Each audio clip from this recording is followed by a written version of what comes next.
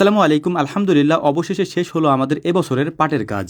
এর আগের অনেকগুলি ভিডিওতে এই কথা আমরা বলেছি, কৃষিকাজের মধ্যে সবথেকে কষ্টের কাজ হচ্ছে এই পাটের কাজগুলি। আজকে আমাদের 4টা জাগ উঠানোর কথা। এই 4টা জাগের মধ্যে আমাদের প্রায় 1030 মুঠার মতো পাট রয়েছে। এই পাটগুলিকে পচানোর জন্য গত কয়েকদিন আগে এগুলিকে আমরা পানির নিচে ভিজিয়ে রেখেছিলাম উপরে কচুরি দিয়ে। গতকালকে আমরা পরীক্ষা করে দেখেছি এই পাটগুলিকে উঠানো যাবে কিনা, অর্থাৎ এই পাটগুলি থেকে আঁশগুলি আলাদা করা যাবে কিনা। এটা পরীক্ষা করার পর আজকে সকালবেলা আমরা রওনা দিয়েছি আমাদের ওই পাটের জায়গার দিকে। যেহেতু অনেক পাট একসাথে আমাদেরকে আজকে উঠাতে হবে, এই কারণে খুব সকাল সকাল এই কাজগুলি আমরা শুরু করে দিয়েছি, কারণ সারা দিন আমাদের এর পিছনেই যাবে আজকে। প্রথমে এখানে আসার পর পানিতে নেমে আমরা পাটের জায়গার উপরে যে কচুরিগুলি দেওয়া থাকে সেগুলিকে সরিয়ে নিচ্ছিলাম এবং জাগটাকে পুরোপুরি খালি করে আমরা নিয়ে এসেছি একেবারে কিনারায়। এখন আমাদেরকে যে কাজটি করতে হবে, এই নরম পাটগুলিকে সাজাতে হবে নসিমনের উপরে। এই নসিমনটা চলে যাবে হচ্ছে আমাদের পাশের এলাকায়। ওখানে আমরা এই পাটগুলি দিয়ে আসি এই পাটগুলি থেকে আঁশগুলি আলাদা করার জন্য। পাটগুলি থেকে আঁশগুলি আলাদা করে ওনারা খড়িগুলি রেখে দেয় এবং পাটগুলি আমাদেরকে দিয়ে দেয়। এটাকে আপনি এক ধরনের বিনিময় প্রথাও বলতে পারেন। তো যাই হোক, আলহামদুলিল্লাহ প্রথম জাগটা আমরা উঠিয়ে তারপর একটা নসিমনের মধ্যে লোড দিয়ে পাঠিয়ে দিয়েছি। এর পরবর্তীতে বাকি যে জাগগুলি আছে এগুলিকে কিনারায় এনে এগুলি থেকে পাটগুলি আমরা রাস্তার উপরে উঠাচ্ছিলাম,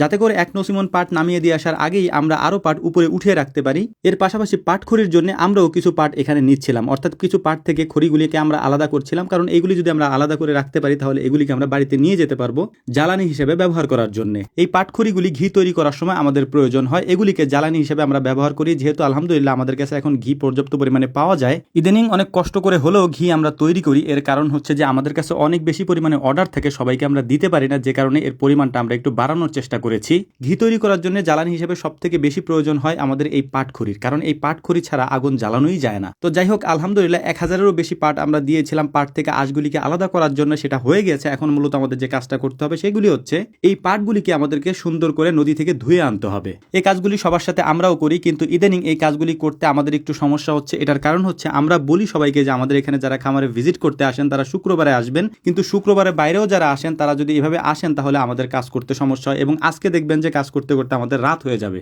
আজকে যেহেতু শুক্রবার ছিল না, আমরা কাজে গিয়েছিলাম। কাজ থেকে আসার পর দেখলাম যে অনেক মানুষ এসে জড়ো হয়েছে আমাদের খামার ভিজিট করার জন্য এবং ওনাদেরকে সময় দিতে দিতে আমাদের এখানে যেতে বা খাবার নিয়ে যেতে অনেক দেরি হয়ে যায়। আমরা কখনোই দুপুরের খাবার বাজার থেকে কিনে খাই না বা হোটেল থেকে কিনে আনি না, এটা বাড়ি থেকে আমাদেরকে রান্না করে দেয়। গত কয়েকদিন যাবত আমার আম্মা অসুস্থ থাকার কারণে আজকে বাধ্য হয়ে আমাদেরকে হোটেল থেকে খাবার কিনে আনতে হয়েছে। তো যাই হোক, আলহামদুলিল্লাহ সবাই মিলে দুপুরে খাওয়া দাওয়া শেষ করার পর দেখলাম যে আমাদের কাজ করতে করতে অথবা এখান থেকে ফিরতে ফিরতে রাত হয়ে যেতে পারে। যেহেতু আমরা অনেক দূরে এসেছি এই পাটগুলিকে নিয়ে, আমাদের আশেপাশে কোথাও নদী নেই। আমরা প্রায় 4 থেকে 5 কিলোমিটার দূরে এসেছি এই পাটগুলিকে ধোয়ার জন্য নদীতে, কারণ নদীতে পাট ধুইলে ওই পাটগুলির কালারটা একটু সুন্দর হয় বা পরিষ্কার বেশি হয়। দেখতে দেখতে সন্ধ্যা প্রায় হয়ে গিয়েছে। এখন মূলত আমাদের কাজ হচ্ছে যে পাটগুলি আমরা ধুয়েছি এই পাটগুলিকে সুন্দর করে আমরা বাঁধবো, বেঁধে তারপর আমাদের যে নসিমন আছে এই নসিমনের মধ্যে আমরা সাজিয়ে আমরা নিয়ে যাবো আমাদের বাড়ির দিকে। কাজ করতে করতে সবাই খুব ক্লান্ত, কিন্তু এটা এমন একটা কাজ যেটাকে অর্ধেক রেখে তারপর চলে যাওয়া যায় না, বা অর্ধেক রেখে কালকে করব বা পরশু করব এরকম করা যায় না, বা করা যায় কিন্তু সেক্ষেত্রে পাটের কালারটা একটু ডিসকালার হয়ে যায়। এই কারণে যেদিন আমরা পাটগুলিকে বাছি মানে খড়ি থেকে আলাদা করি সেদিন আমরা এগুলিকে ধুয়ে ফেলার চেষ্টা করি এবং রাত্রে এগুলিকে আমরা নেড়ে দিই। তো যাই হোক, আলহামদুলিল্লাহ দেখতে দেখতে আমাদের পাটগুলি সাজানো হয়ে গিয়েছে নসিমনের উপরে। এখন এই নসিমনটা নিয়ে আমরা সোজা চলে যাব আমাদের বাড়ির দিকে, বা যেখানে এই পাটগুলিকে আমরা নাড়বো সেই জায়গায় আমরা নিয়ে যাবো ইনশাআল্লাহ। তো ভিডিও শেষের দিকে গুরুত্বপূর্ণ একটা অনুরোধ আপনাদের কাছে রাখবো, সেটা হচ্ছে আমাদের এখানে যারা আসেন ভাই, আমরা অনুরোধ করে বলি আপনাদেরকে, হাতে পায়ে ধরে বলি যে শুক্রবারে আসেন, কারণ অন্যদিন আমাদের আপনাদেরকে সময় দিতে অনেক কষ্ট হয়ে যায়। আমরা সারা দিন পরিশ্রম করি, এরপরে যদি কেউ এসে আমাদেরকে ঘন্টার পর ঘন্টা আটকে রাখে এভাবে